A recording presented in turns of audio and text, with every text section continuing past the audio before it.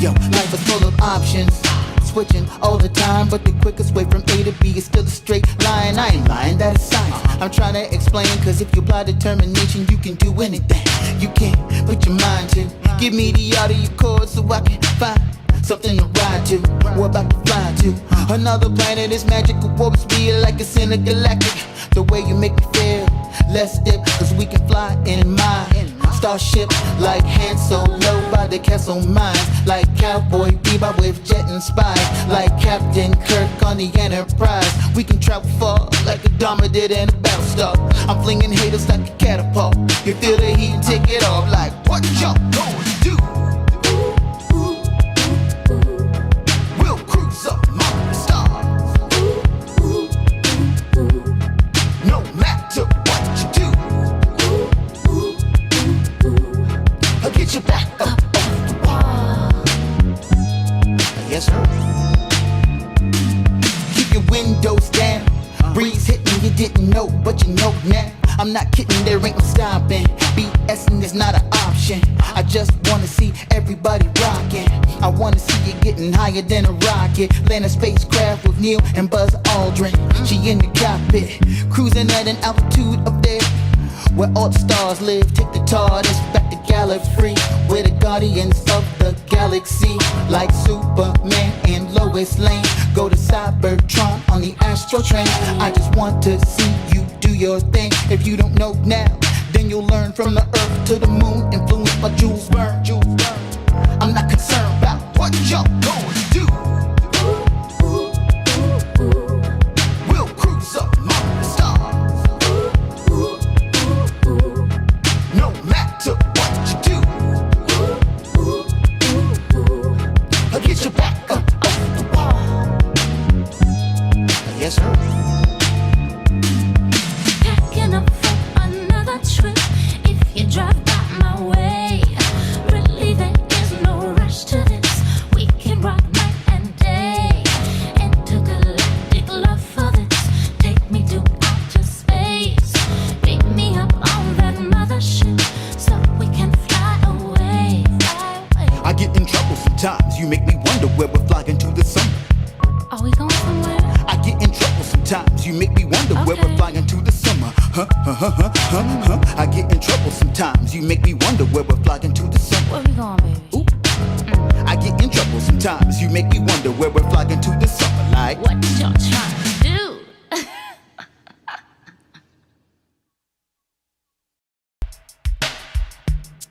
hey, hey, hey, hey, hey. What y'all gonna do? We'll cruise up among the stars. No matter what you do, I'll get you back up on the wall. Yes, sir. Yo, life is full of options, switching all the time, but the quickest way from A to B is still a straight line. I ain't lying, that is science. I'm trying to explain, cause if you apply determination, you can do anything you can put your mind to. Give me the audio chords so I can find something to ride to. We're about to fly to another planet. Is magical warp speed like it's intergalactic. The way you make me feel, let's dip, cause we can fly in my starship like Han Solo by the Castle Mines, like Cowboy Bebop with jet inspired, like Captain Kirk on the Enterprise. We can travel far like a Dharma did in a Battlestar. I'm flinging haters like a catapult. You feel the heat and take it off like what y'all gonna do? We'll cruise up among the stars. No matter what you do, I'll get you back up on the wall. Yes, sir. Okay, everybody wants good love, that's true, I know. Derrick Jones about to break it down with the relationship gumbo. Welcome to the podcast. Ain't no doubt we all need this, ayy, cause better relationships need better ingredients, ayy. So if you want better relations, it's about communication, finding love, staying together. We all wanna make it better, yeah. Derrick Jones, the host, your relationship coach. Thank you all for tuning in. Relationship gumbo, ayy. Hey y'all, we back. It's 2022, y'all. We got to do these things with intention. My name is Derek Jones, and I'll reintroduce myself again a second time once we start the actual podcast. But I welcome you now, welcome the replay viewers, and everybody that will come after that. Next time you come, make sure you bring a friend. Make sure that you subscribe to the YouTube channel. Make sure that you click the bell. Make sure that you click the thumbs up if you like the content, and we're gonna keep it pushing. Like I said, bring a friend next time. This is gonna be probably one of the most important shows this year because I always talk about the little kid that's inside of you. And the topic tonight is all about, we're gonna touch on childhood trauma. We're gonna touch on how that little kid is still in there, and you 50. We still gonna we gonna make these shows impactful, like I always tell you guys. So make sure that you share, invite, and all that good stuff. So without further ado, I am going to also remind you that this is also an audio podcast. So you can go on Apple Podcast, Spotify, Pandora, iHeartRadio, basically everywhere you can get a podcast. You can get it and listen to all the stuff. It's over 100 episodes, so you can binge them all, which I suggest. Or you can pick the ones of your choosing and just kind of have your time enjoying the content. The next thing I do want to talk about is the Real Shop Talk Show every Monday at 8 p.m. Eastern. 5 gentlemen together, different guys with the same vision and the same mission. We want to give you the real content from real men, and we want to make sure that we change the narrative of some of this stuff that we're hearing out here in the YouTube verse and the internet verse. We want to show you guys that we can all do this together, collaborate, and achieve these goals of growing a community and connecting with you guys. So, if you are new here for the first time, the way that I run this show is I will pause because it's also an audio podcast. I will pause for 3 seconds. I'll start the actual podcast, and then I'll pause for another 3 seconds at the end so I can chop it off so y'all can have that good audio to listen to in your car. So, without further ado, give me my 3 seconds. I have 2 amazing guests that I'm going to introduce to you, and we're going to get this show on the road. So, stand by.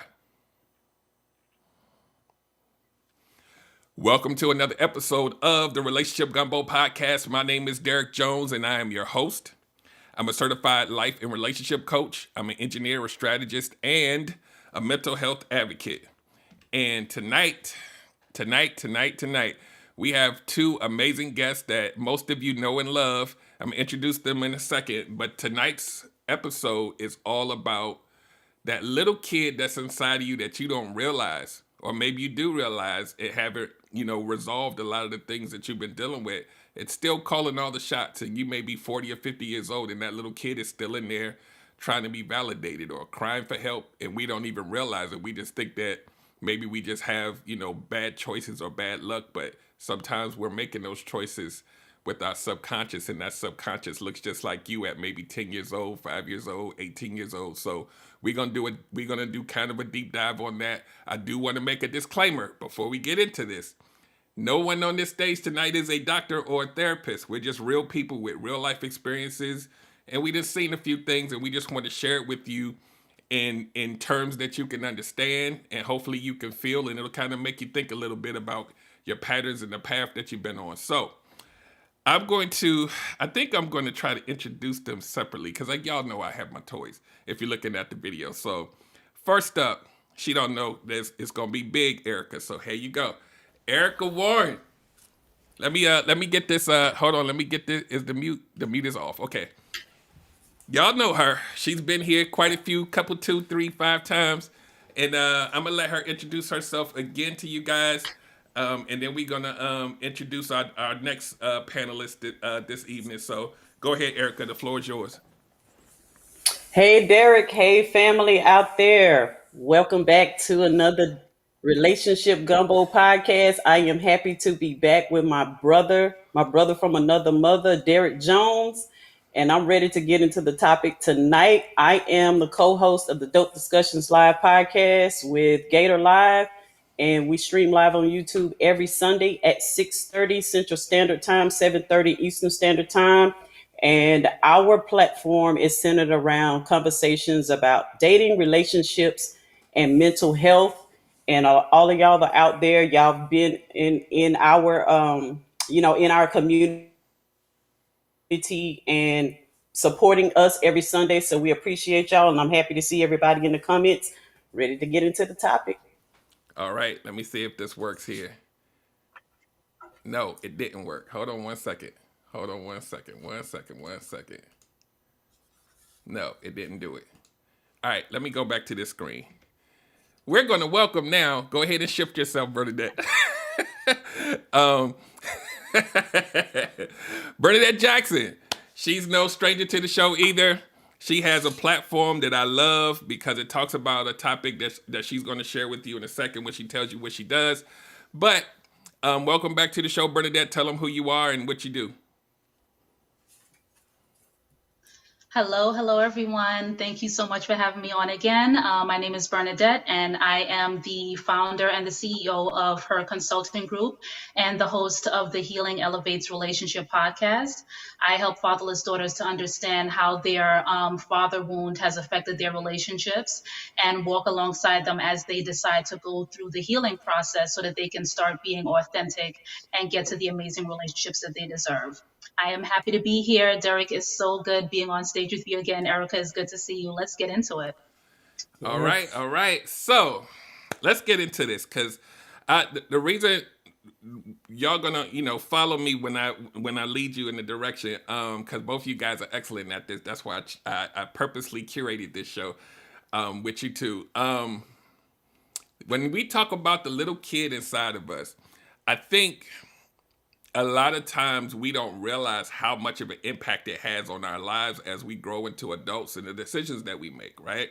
So the first thing I'm going to ask, and I'll also answer the question, is everybody that's here on stage has had that revelation at some point in their lives about how much of an impact it is. So the first question I'm going to ask is, and this is purposeful for the audience, at what age did you realize that your childhood had an effect on who you have become? I know for me, it wasn't that long ago. It was probably around 40. Like I wasn't young when I realized wow, all of these patterns make sense when I go back. So I guess Erica, you can go first. At what age did you realize this? Or At around what age? about 44. Yep. And Bernadette? I want to say maybe about 33, 34. Right. So I did that on purpose because most of us don't ever get a chance to really look at exactly how big of an impact it is. And that's why I wanted this show to happen, because I know my audience isn't young, but my audience isn't old either. So we still have the opportunity to kind of look at our lives and make better choices and improve. So I just wanted to illustrate that a lot of us go through life making a lot of decisions that maybe we shouldn't make, and we spend most of our lives not even realizing it. So I want this to be a wake-up call. Hopefully some of you guys will share this with some of your friends or family that are under 30, because I would love for them to get this message right now. If we only knew, right? So Yes. the first thing I do want to talk about, and again, like I said earlier, we're not therapists, doctors, or whatever you want to call it. We're just kind of speaking our truth and our opinions.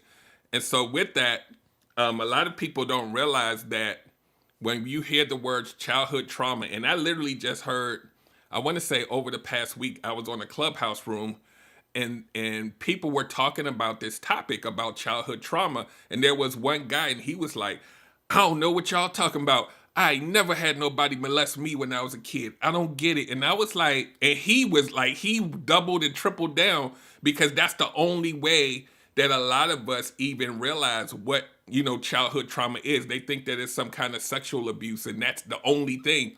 And what I've realized, and I'm sure the two ladies on the stage realize, is that it goes a lot deeper than that. There's a lot more different ways that you could be traumatized that may not be as egregious, but it still has a large impact, especially emotionally, and those other kind of things. So um, I'm going to ask this question, and you guys can choose to share as much or as little as you want.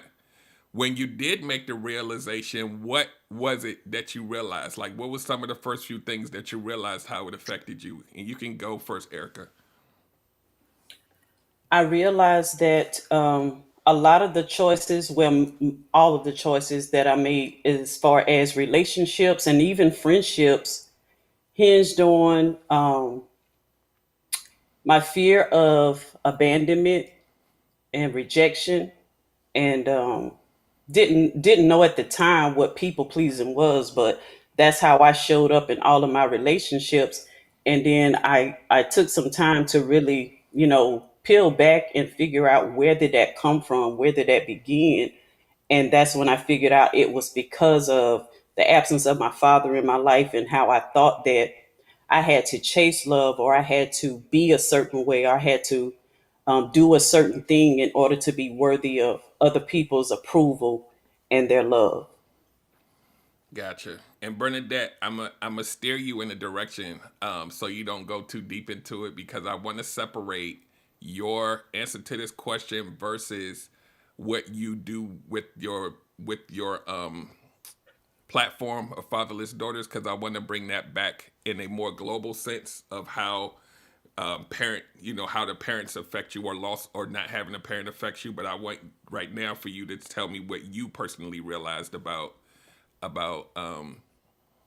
childhood trauma, or anything. When we talked about the age that you got to it, like what was the revelation for you?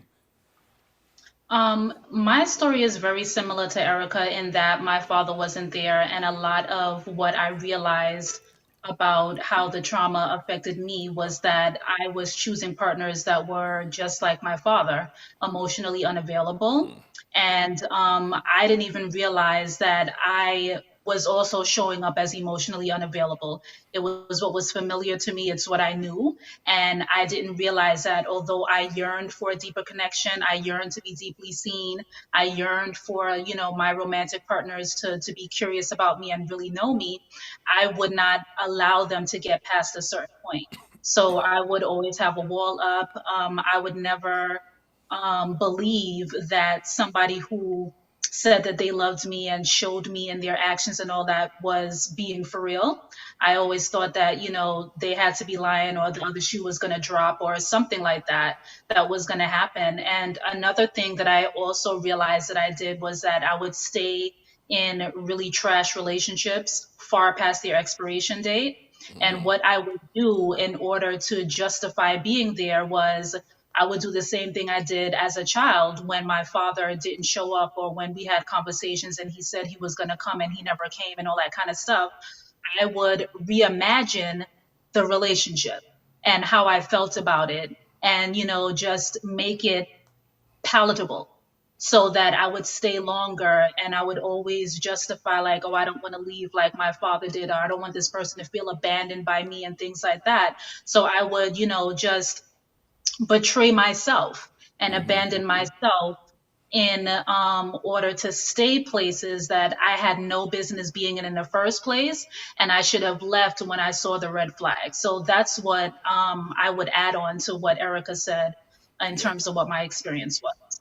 Yeah, and I'll just briefly, I talk about this all the time if people on here have followed me, but I always talk about the parents being present, but the emotional, this is some I learned this from Bernadette, that being present, but not having the all of the stuff that we should be craving as kids, the emotional part and the attachment and the hugs and the kisses. And I know my mama's gonna watch this, but she told me before when I mentioned it, she was like, yeah, you're right, we weren't those type of people to be all huggy and I love you and all of that. And actually, when I look at on my mom's side of the family, actually both sides, when I look at the lineage, like my grandparents, they weren't like that either.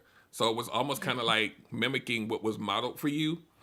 But when I came out, and after I, over 18 or whatever, I really was like hungry, like extra obsessed and hungry for that connectivity and that. And I think I probably scared some folks because I really wanted like the affection and the attention and I'm saying I love you like every 30 seconds to make sure that you feel it and hear me and all that. And I went through a lot of my life like greedy for that, and I didn't realize that it all comes back from a place. And so that's why, from what you guys said and what I'm saying, that's why I titled this that comes from that little kid that wanted that, and that little kid is making the decisions on who you choose. I'm going to choose somebody that's willing to accept the fact that I'm needy and greedy. Some people, when I first started like doing some of this stuff, it's like, wait, men do this? Like, you really like what? And I was like, that's who I am. So I like literally searched for people, and I was like, look, one of my qualifying questions were, are you an affectionate person? If you say a little bit, nah, next, because I needed somebody to feed that for me.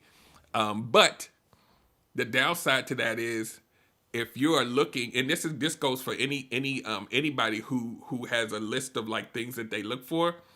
If you obsess over something, one thing on that list, you'll ignore a whole bunch of the other qualifiers that you're supposed to check off, and then you making a decision based on that. And so by the time you get in a relationship, you're like, wait, what happened? All the other stuff doesn't even match. What did I do?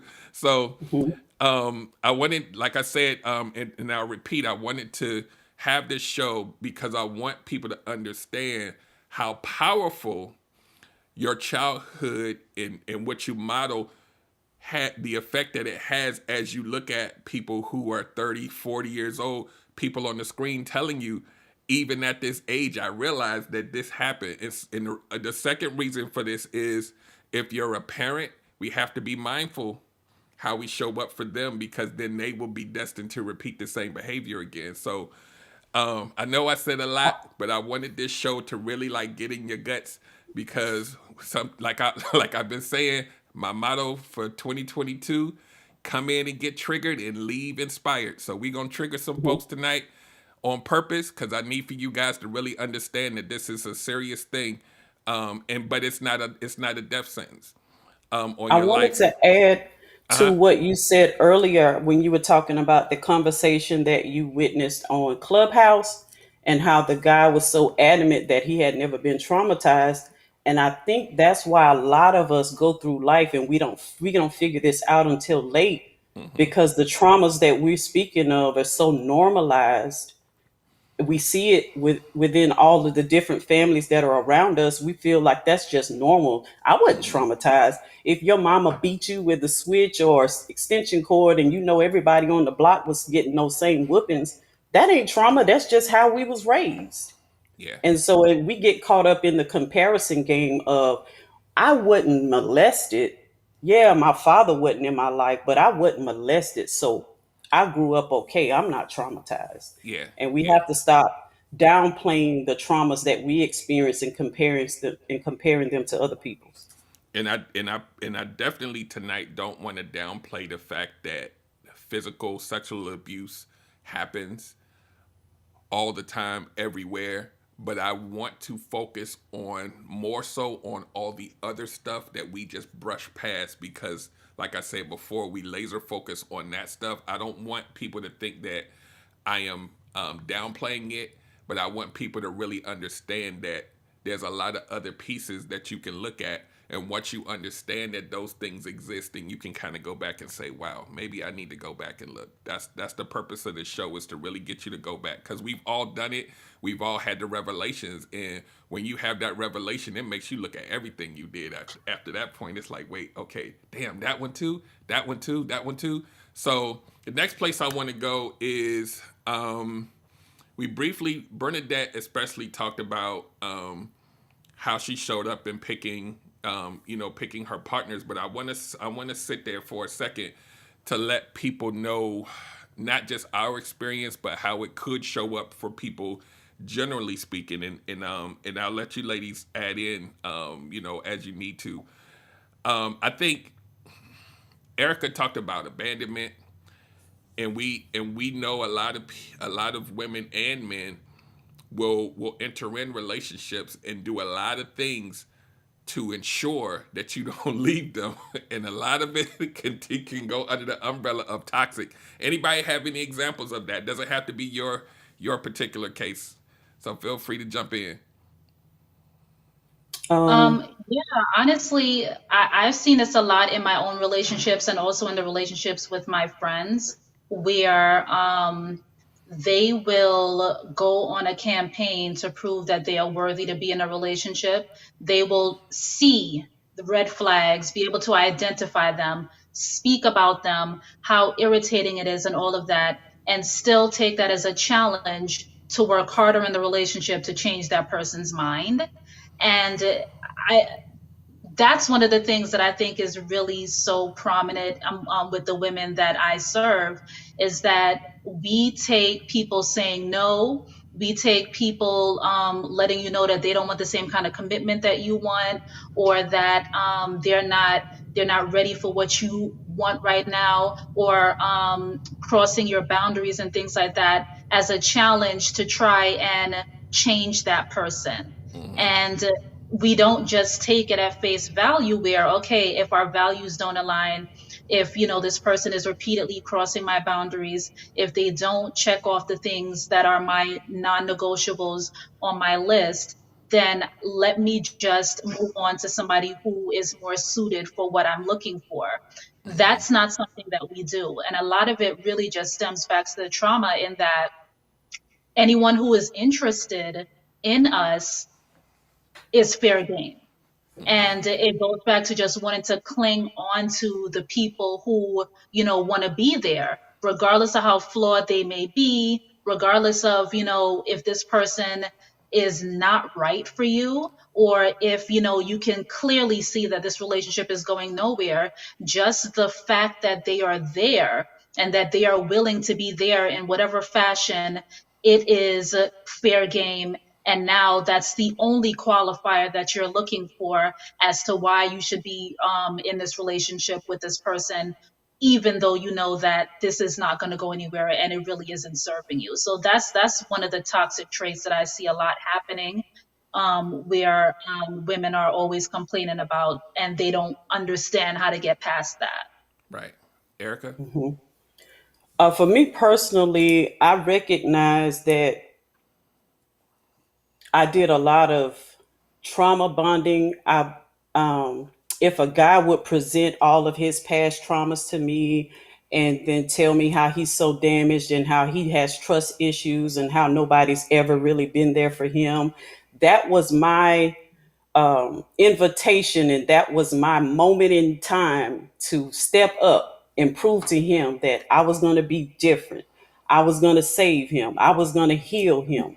I was going to show him that not all women are the same, while simultaneously healing him. That would heal me, and that would show him that I'm a worthy person to love. And then I would get loyalty from him. I would get faithfulness from him, and that would ensure that he would stay around and not abandon me. So I'm thinking I'm helping him, but I was really serving myself to ensure that I would never be left again. Yeah. I think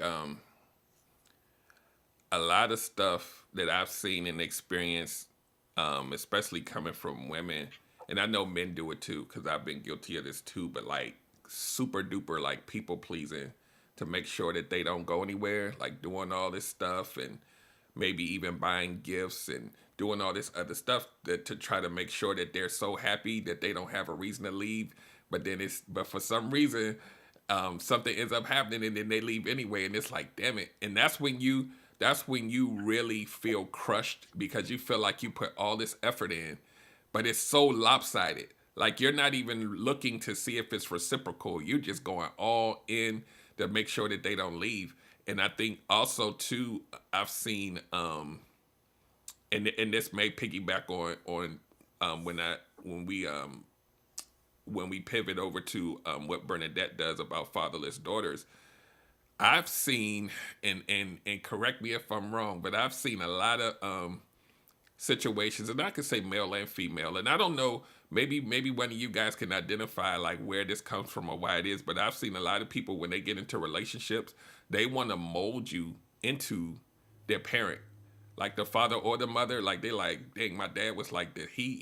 This guy's a lot of bit what I like, but if I could just make him be a little bit more like my dad, then I'll feel safer with him or whatever. Like if you had your, I don't know, maybe you had your dad in your life and he was an amazing guy, but then you kind of almost in a toxic way wanna recreate the image of him into another person, and the person that's on the receiving end is like, yo, like you don't want me for me, like what? Why am I? So if any of you have experienced this or done this, let me know, and then we can move on to the next thing. Yeah, I've always been in relationships where I longed to be loved and accepted for exactly who I was. But when I think back on it, I couldn't be loved for who I was because I never showed exactly who I was. I always held something back because I always felt like there's a part of me that's too damaged that nobody would ever love that part of me. So I can't show that part of me. I have to show what I think people would like. But inside, I was yearning for that total acceptance, but I could never push myself to do it. And so that's setting up resentment in me and feeling like I'm in a relationship where this person doesn't even love me for who I am. Baby, Right. you don't love you for who you are because you're too afraid to even show that. Yeah. So it's a vicious cycle. Yeah. Um, Bernadette, we gonna segue into your area. We're gonna specifically now talk about fatherless daughters, and I want to kind of steer you in the direction of letting because here's the thing. I talk to, as a coach, I talk to a women a lot, and I've heard several of them say almost proudly, like, I already know I have daddy issues, so that's just a part of who I am. And I want you to speak to the impact that this has, because you talked about your story, but I want you to just kind of talk more globally about the impact that this has on women, and actually how, what you do in regards to that. And you could talk about why you chose to do. I know you have your story, but I want you to kind of sit there for a minute, because I want especially women to understand how much this does impact you. Okay, so one of the things I'll start with the reason why I did it, because then I'll just segue into globally how did this really affect fatherless daughters in general. So I decided that I was going to do this work because when I realized that my father issues were affecting me in the ways that they were affecting me, I wanted to find resources to help me. And I didn't find any. And at the time that I was being intentional about my healing, there was only one book, and that was like a Bible for me for like 3 years. And then everything else, I had to do my own research. I had to, like piecemeal information together to figure out like what was going on. I had to figure things out about myself, research it on my own, and whatnot. There just wasn't anything geared towards fatherless daughters in a way where I would be able to just like, sit down and understand truly what was going on and why. So I did a lot of that for myself. And I think I spent 3 years doing that kind of research and whatnot, just to really understand things. And in the time that I was doing research, a lot of what I realized is that there are some universal traits that fatherless daughters have, and a lot of behaviors that you will see repeated across fatherless daughters in general. So there's more than 84 million women who self-identify as fatherless daughters in just the US alone. So that's a large number of women who are experiencing the same thing. And a lot of what has happened with them is that their lack of father figure in their life, and the fact that they feel abandonment shows up in a complicated relationship with their mom. It shows up with them being fiercely loyal to their friends and family, almost to a fault. It shows up in them having constant anxiety that something will go wrong.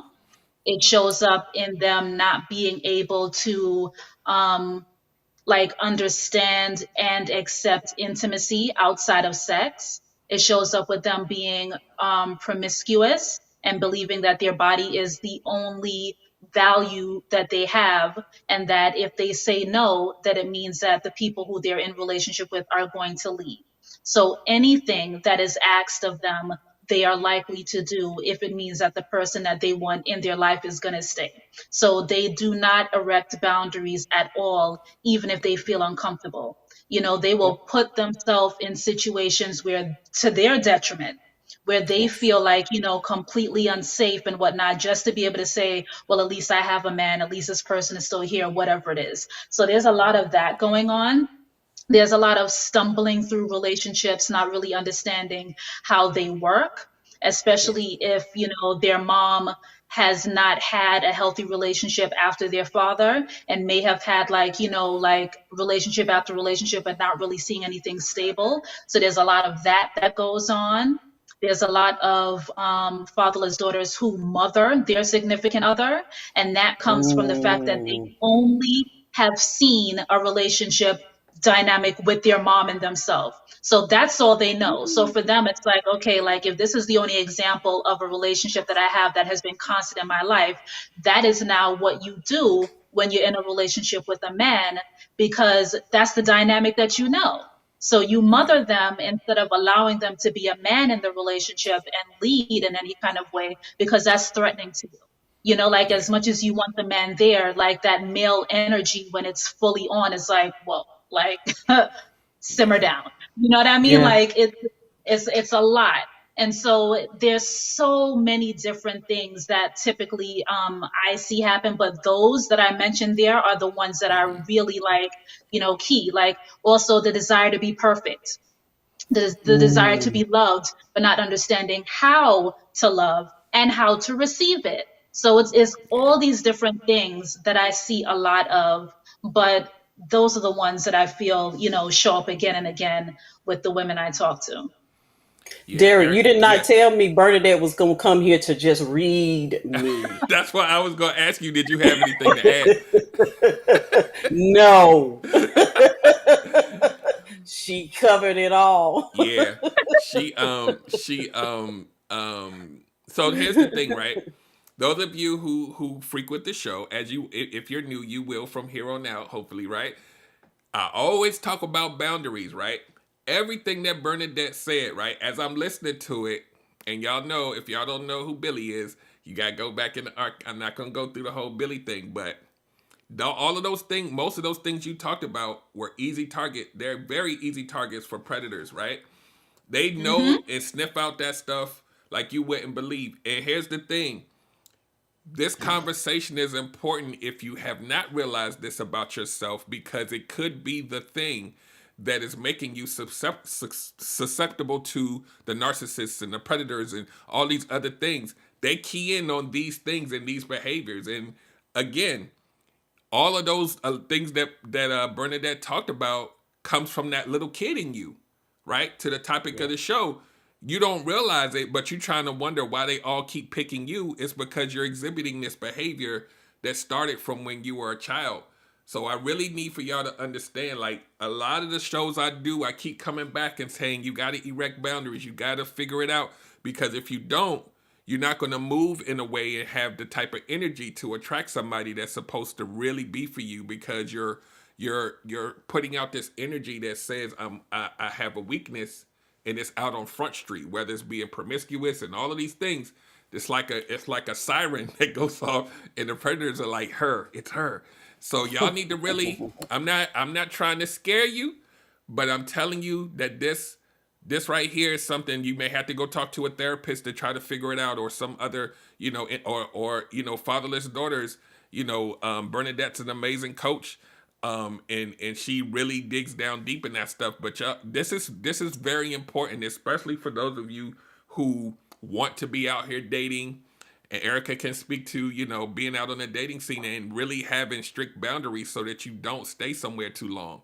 This is important. This comes all full circle about the, relationship coaching and all of these other things. You have to make sure that you understand who you are so that you can better show up out there in the world. So we're gonna hit a couple more important topics.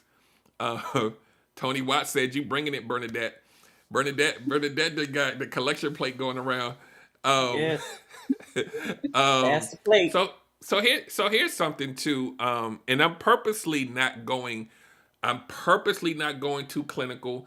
I'm purposely keeping it really raw and like things that we go through every day. So here's the other thing.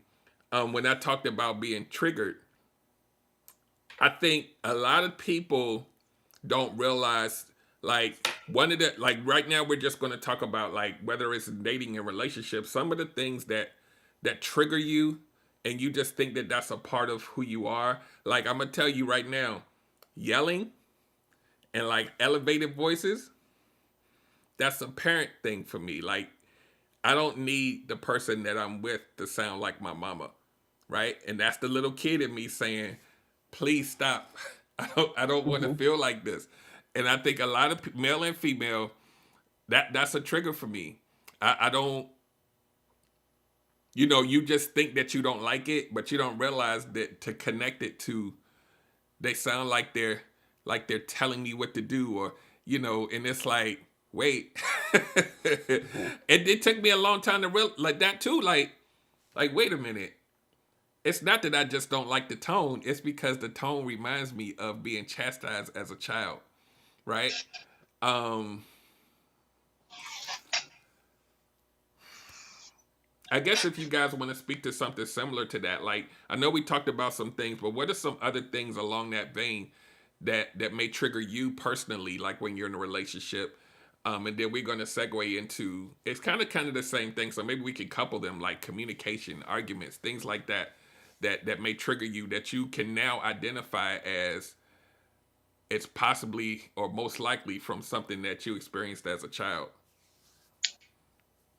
I would say for me, one of the things that I noticed recently, and I think I might have always noticed this, but I wasn't aware of it in a really conscious way, is that whenever people don't show up for me in the way that I need them to, like, I'm done with them. That is a huge trigger for me. I realize I can't even get past it anymore, because whenever I am in relationships with people, friendships, whatever, I show up for people, and the not showing up for me, I realize does stem back to my father not being there and like never showing up, And so when people say they're going to do stuff, or, they make plans and whatnot, and then they just like fall off the face of the earth, and I feel like, they ghosted me or whatever, things of that nature. And that's happened recently with a friend of mine. I had asked them for some help, and they were like, okay, yeah, I'm going to help you. And then ghosted me for like months. And I'm like, first of all, who does this anymore? Okay. Like, it's just unfathomable to me that somebody would do that. But I try to, use my tools. I try to not do my knee jerk thing and just be like, all right, I'm snipping it. It's done. I had a conversation, and during the conversation, the person was like, oh, it's not that big of a deal. You're tripping. And, at the end of the day, this really, like, I don't really care about this. And I was like, okay, all right, have a good day. Bye. Yeah. Okay, Yeah. like that's it. So I realized for me, it is the not showing up. And equally, when people do show up for me, like, especially if I don't ask, so when I see like examples of that happening in other people, it is so heartwarming for me, because I'm like, wow, like this person showed up, like they have their people, and they decided to surround them when they were really needing the help. And that kind of thing really does touch me as well. So I realized that definitely came from my father just like never being there. Yeah. Erica?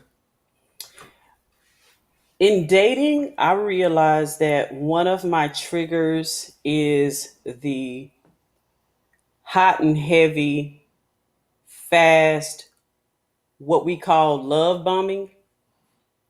When somebody comes on real heavy and real strong and they want to go real fast with me, that makes me have that knee jerk reaction, because I've done it and seen it so many times in my past patterns, I recognize what that is, and it just does something to me. It kind of shuts me down, and then I have to go into my logical side of my brain and start to, really dissect, is this what he's doing, or is this your reaction to what he's doing? And Yeah. so making that conscious decision to actually dig deeper into it before I just cut somebody off, I really assess the situation. But that is one of my triggers, is that hot and heavy, and like, Hmm. what is the rush? What is the rush, dude? What is it that you're trying to rush me past that I don't get to see? What's behind this curtain? What's behind that curtain? Why do we have to be in love tomorrow? Yeah. So that's one Yeah. of mine. Yeah. I've been thinking about this topic, which you just talked about over the past week, and what I think I've kind of realized is, especially women, because normally you guys are the recipients of a lot of these gifts and things when it comes to love bombing, but might it be that and where it becomes kind of like a mental fog for you when you are getting love bombed, might it be that you connect gift giving from a child to someone that cares about you? You follow where I'm going with this? So like if you get a gift from always getting gifts from people that care about you throughout your childhood and your adolescence, when you grow up into an adult, even if a man starts giving you gifts, subconsciously you're thinking he must care about me because that's how I'm used to receiving gifts. And it kind of clouds your judgment a little bit because you have no validation that he actually does early on Hmm. when you're dating. Or from the other end What of say that. you, Bernadette? Because your brain works like mine. I can see it going. You see me looking up like, Uh-huh. Yep. Yep. Um, so what I will say is like years ago, like before I even really knew what was going on with my father and how it affected me, if I was love bombed, first of all, I didn't even know what that word was. But Mm-hmm. if I was love bombed, I always took it to mean like, oh, okay, this person is serious just like me. They wanna be here. They wanna be in this relationship. They want to go the distance. And I would think that they were just affectionate. And although Mm-hmm. I would be cautious, I would be cautiously optimistic that, okay, like this is going to continue, but it also would throw me off from doing the usual thing I did, which was to like analyze everything that was Mm-hmm. going on in that relationship, from why does he chew like that to like, well, why did he say this in that tone today? Like every single thing. I would be Mm-hmm. analyzed that I was always overthinking and whatnot. And so it would kind of throw me off a little bit. It would almost distract me from what I typically did to keep my defenses up so that I wouldn't get hurt. And it would make me feel like the person really did want to be there for me and it wasn't just like a ploy to get something from me. Mm-hmm. So um every single time that has happened and I realized that, it would fall off as soon as they got what they wanted, it was Mm-hmm. like, okay, I fell for this again. And Yeah. like I didn't learn the lesson for a long time where that's concerned. I always thought that okay, this time is going to be different and this person really does want to be here and whatnot. So that would be what I would say about that. Yeah. And I also too on the adverse side of that, what and this is all theories, y'all, because my brain be working. What if you grew up and you really never got them? And then you grow up and you start getting like someone loves bomb you, you could kind of go either way. You could be like, oh my god, like this, I've never felt like this before. So you Hmm. may welcome them in because it's something that you haven't really experienced, or you could say, you know what, these I don't trust this. I'm a disconnect because yeah, this don't really happen to me. So any thoughts on that, Erica? You just said it. I was saying the other end of that spectrum is that if you grew up as a child and you always wanted gifts and Mm-hmm. you never got them, and then you run into somebody who showers you with gifts, that's filling a void that you've never had feel before, and then you become addicted to it and you want more of it, and because it's giving you something that you've been starving for. And that's what I wrote down in my notes, is that a lot of times when that inner child is in the driver's seat, we have we have poor impulse control when it comes to that kind of stuff, because we're living in the here and now, and I don't know if I'm ever get this chance again, so I'm going to take this regardless of all the red flags or the other things. I'm still getting some of the things fulfilled that I've never gotten before, so I'm just going to deal with that. I'll deal with that other stuff later down the line, just like taking a little bit of poison with your medicine. Yeah, yeah. Yeah, I'm sorry, Derek, to cut No, you go off. ahead. I just You want to fine? add, like, with the poor impulse control also comes like the wanting instant gratification and not Hmm. being able to like wait for things to play out and wanting, Yes. for the end result to be happening today. Like that's the other thing that goes along with that as well. That I realized that I had an issue with, and it was something that I really had to reparent myself on because it was really crazy. Yeah. And Yes. um, for like 30 seconds, going back into Billy mode. Now we talking about that. One of the main phrases that a predator would target is when you say no one, emphasis on the words no one. No one has ever done this for me before. That means including your parents. It goes Hmm. way back. Like no one has ever done. So that let me know that there was something that maybe that I would think that most people would have experienced something trivial, and you're like, no one, like if I brought you a rose and you're like, no one's ever got me a gift, and I'm like, okay, cool, so this gonna be easy because I don't really have, the bar is really it's really low. Hmm. Hmm. But that, when you say the words no one, that means literally no one. And so Hmm. that's, I wanted to bring that in to this because that also is a point that you can kind of go back and look at and say, yo, this dude just gave me a rose. I still got to keep the other eye open. It's just the first date. Hold on, let me not go all the way in because he brought me that single rose. It's cute, thank you, sir. But hold on. This is why it's important to really kind of look at your actions and your patterns and really erect some boundaries, just like what I just said. Like, yeah, thank you for the rose, but let me make sure that we're still doing the vetting process. We're not going to walk away from the vetting just because that rose just triggered something in me that I've Hmm. never had done before. It's very important that you guys understand this because this will save you a lot of time and heartache. Because I literally know so many people that totally shut the boundaries down because of one act, like Hmm. real early. That one act just shut all of the whole vetting down, and then you end up in a situationship or whatever, and you like, I should have known this earlier. No, you did. You just gotta. Now we got some things to look at. Now, when this is over, you gotta go back and say, what didn't I look at? Oh yeah, I gave him some because he gave me that one rose that first day. Right. So, And another important point with that, and I think we've talked about this before, is that sometimes that inner child will run their mouth and tell things that they shouldn't be telling at a certain point. Sometimes you hand over the keys for that person to love bomb you or give you the things you've been starving for, because you're giving them information about yourself that they haven't earned yet.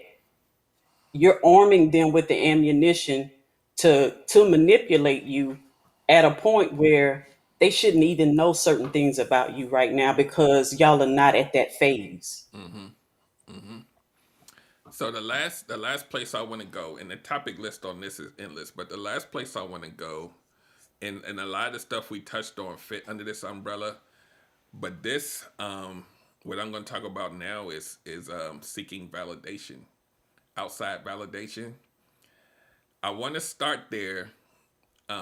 I want to address men because I think a lot of men do a lot of behaviors that we think is us just being men. I've heard men say that we have uncontrollable hormones and DNA and all, and we just can't control ourselves, and we just off the chain, and all of us are just built like this. And I'm like, no, you're having a lot of sex because you're looking for validation. It's not because of your hormones. Like we, like you,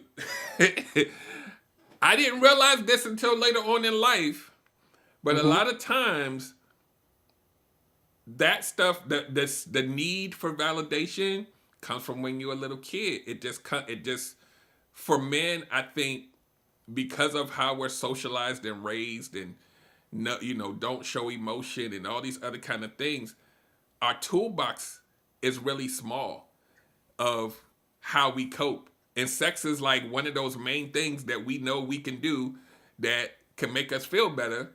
And so it looks like a lot of times when you see these dudes out here just going crazy over sex, a lot of times it's not about the hormones. It's about patching those things that you don't know how to resolve within yourself.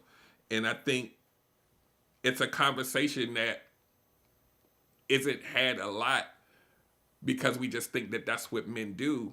But a lot of us chase, and we spend time a lot of play. Like, here's the thing. This is another theory revelation that I've had over, because I think a lot. A lot of times men will chase you for sex, but they will also stay to get all the other stuff too, like the affection, and they'll stay longer, they'll spend the night. And it's like, even though you might have left the next day, while you was there, it felt like you was needy for something other than just having sex. And I want to express that because even the most macho, you think this super alpha male dude, he's still coming over like, you need me to bring anything over. It's something in there that needs validation and needs to feel that attention, that affection, or whatever it is. Like, if you are just coming over to hit it and quit it, and I don't really give a damn, we'll say this to our boys, but she laying on your chest and you waking up like, hey baby, so it's something else in there that needs that, even though we fool ourselves that we don't. And a lot of times that stuff comes from you. It's that little baby in you saying, I need to feel. Even the most egregious of us will still, that's why situationships, I'm like, so you telling me you don't care about this person, but y'all still hanging out and y'all still doing, it's a part of you that doesn't want to attach, right? And this could also be childhood. You don't want to attach fully, but you still need to feel covered, right? Yeah. So I want you guys to talk about, you can talk about anything on the validation topic, or anything piggybacking on what I just said. Bernadette? Okay. In terms of validation, for me, constantly seeking validation is something that fatherless daughters do a lot. It is ingrained in the DNA of who they are. And it shows up a lot in wanting other people to co-sign on decisions that you make, even if it doesn't affect them at all. It shows up. It showed up for me a lot where I would do things and always want to hear, oh wow, like this was so helpful, like this really saved my life, or like you don't even know, like how great this thing you did was. Like, to me, that was what I always needed to hear. I always wanted to be affirmed in that way. And so I would always create an atmosphere where people would need me, so that A, they wouldn't go anywhere, and B, I would always be able to hear like how much I helped them and stuff like that. That is how I always wanted to be validated. That I always was there for the person. I always showed up. I was always helpful and whatnot. So I would do things for people looking for that in return. And then if I didn't get it, then I would be disappointed, although I would never say it. But I would be disappointed if I got something like, oh, thank you, in passing, and not like a over excited gesture of how much what I did like really affected them. So, for me, like the validation was, I just always wanted to know that something I did gave value because it helped me to feel like I was valuable, Like Mhm. I likened that validation to mean like, okay, yeah, like I am worthy. I do have value. Like I do have something to offer, things of that nature. Because I used to always believe that my father not being there was my fault. And I always crucified myself for that, like always looking at myself and thinking something was wrong with me. Otherwise, why didn't he ever show up? And so anytime I was affirmed in any kind of way about something I did or who I was, it kind of just like added to my value bank. Like, okay, like I'm getting there. Like, it's being full. But the funny thing is like it was never full because I didn't realize that I needed to validate myself. Like I needed to understand who I was for me. And I needed to realize what my worth was for me. And that nobody else, regardless of how many coins they were putting in my value bank, it was never going to be full because Mhm. that is not the kind of validation that was going to sustain me. But it was always what I looked for because at the time I didn't know any better. Yeah. Yeah. Erica? I could. It started really early on with me. I remember um, getting good grades in school to get praise and validation from my mother, being the perfect child at home, never getting into any trouble, doing exactly what she told me to do to get the validation, playing basketball, to get the validation and always starving for it because um, I never really got it. Like playing basketball, my mom wasn't interested in coming to watch my games. When I got good grades, I was told, okay, that's what you're supposed to do.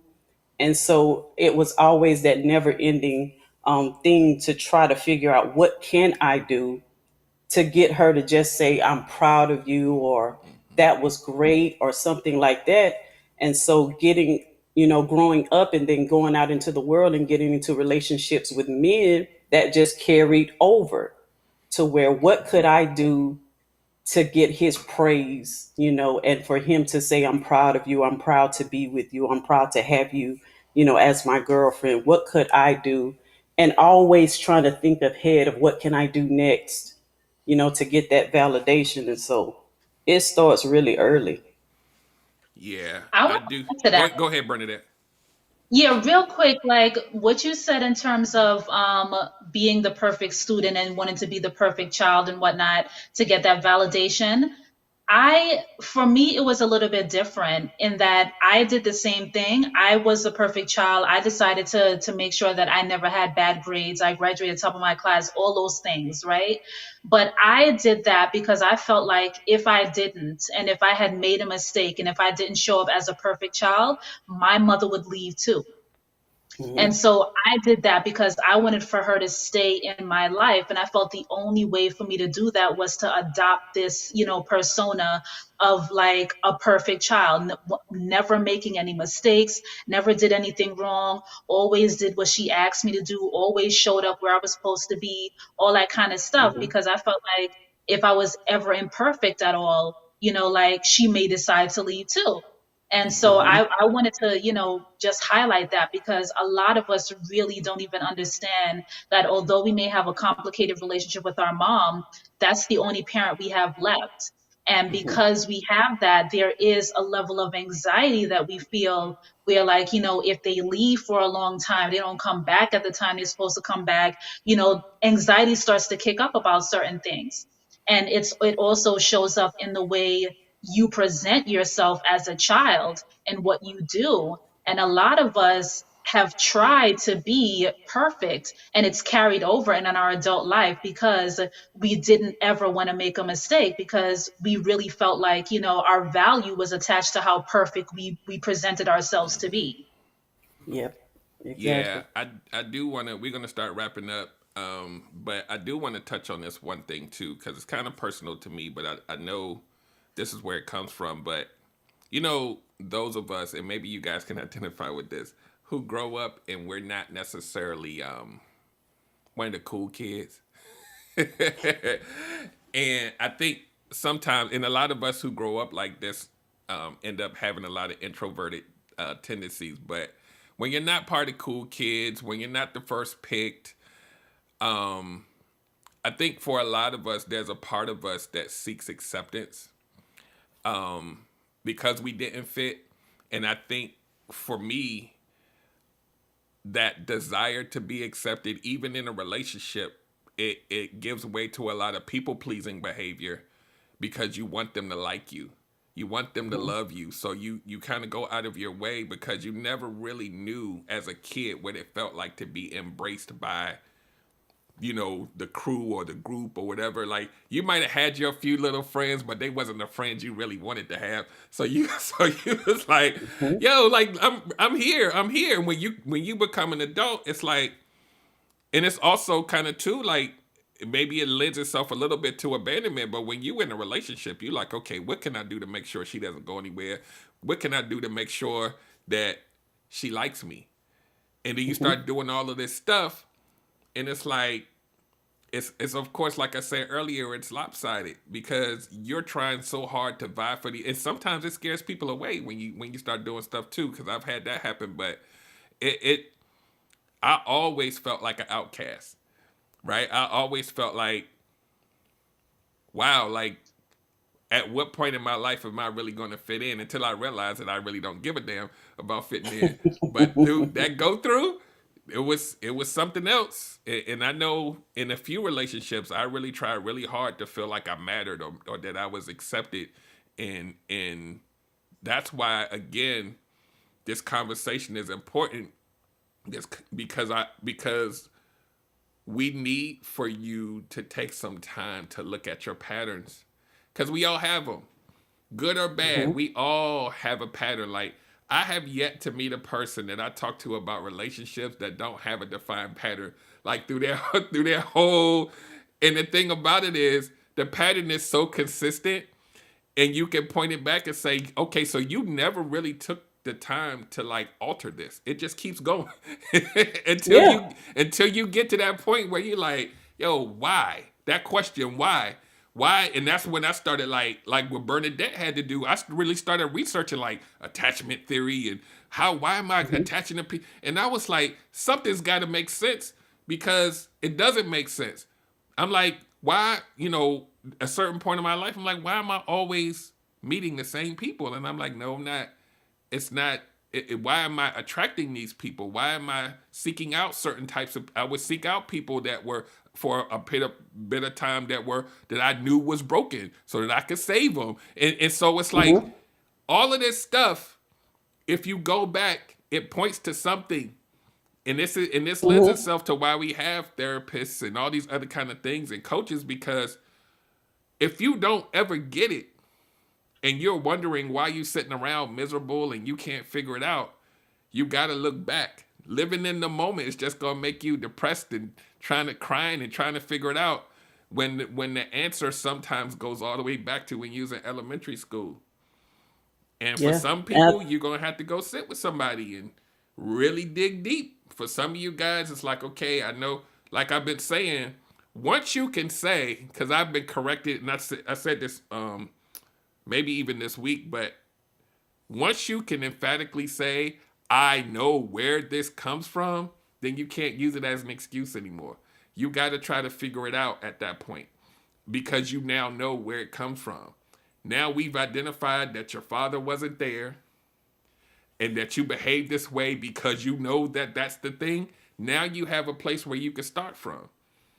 So go ahead, Bernadette. Real quick, I just wanted to say something about that before you move past that.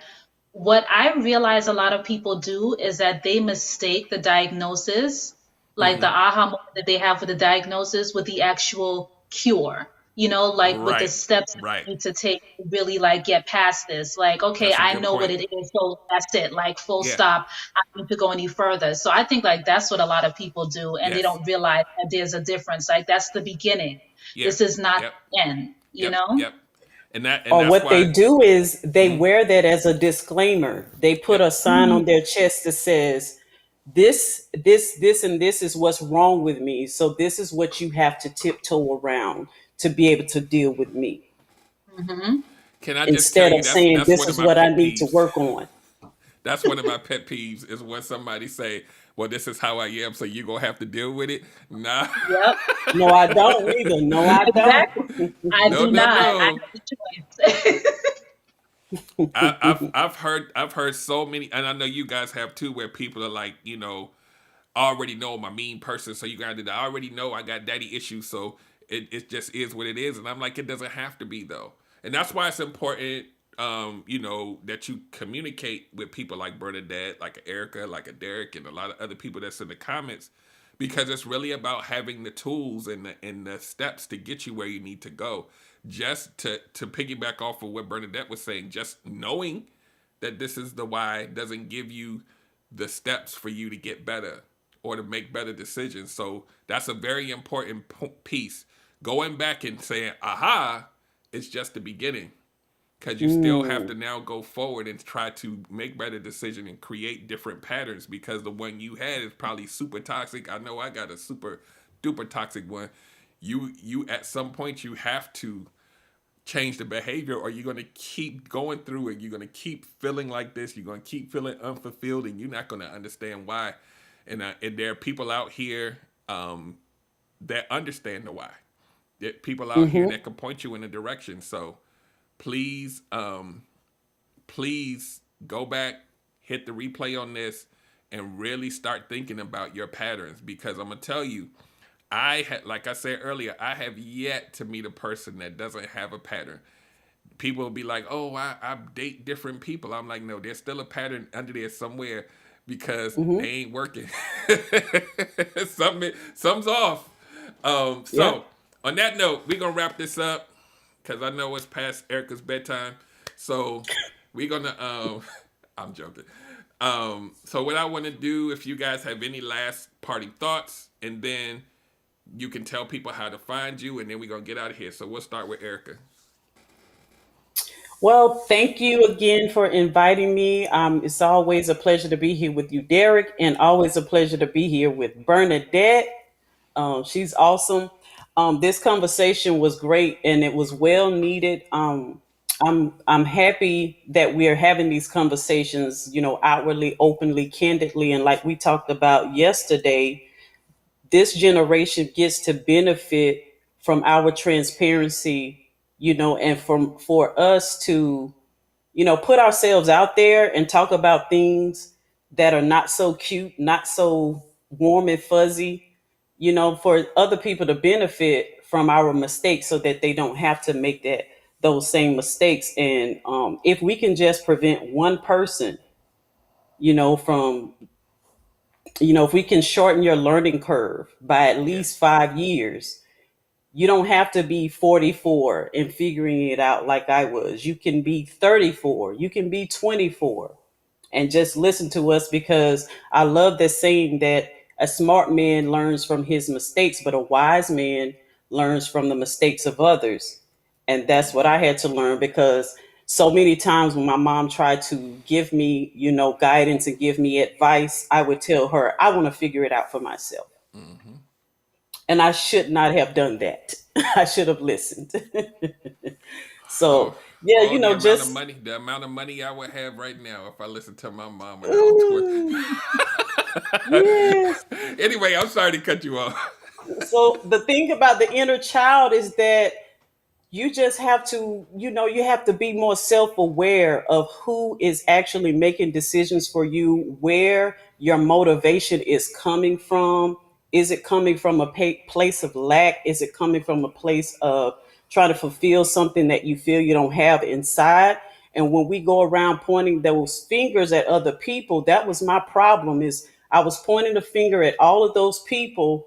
Once I started pointing it at myself, that's where I gained that inner peace. And that's why I'm not afraid of future relationships, because I know now what I didn't know then. I know that it's all in me and it's not, on the other person to make those decisions for me. So let us know where to find you. You can find me on YouTube at Dope Discussions Live. You can follow us, subscribe to the channel. We go live every Sunday, 6:30 Central Standard Time, 7:30 Eastern Standard Time. You can also follow me on Instagram, which is Dope Discussions Live, Dope Discussions underscore pod. I'm gonna be changing that quickly. You can also follow us on TikTok because we are 2 followers away What? from 1,000 followers. So we can start going live on TikTok. So y'all go on over there, follow us on TikTok so we can get those lives popping. I remember when you had like 50 or 60 to go. That's amazing. So I'm trying to catch up, man. I think I had like 100 or something. I got a long way to go, but I'm gonna be diligent in posting. All right, Bernadette, you're up.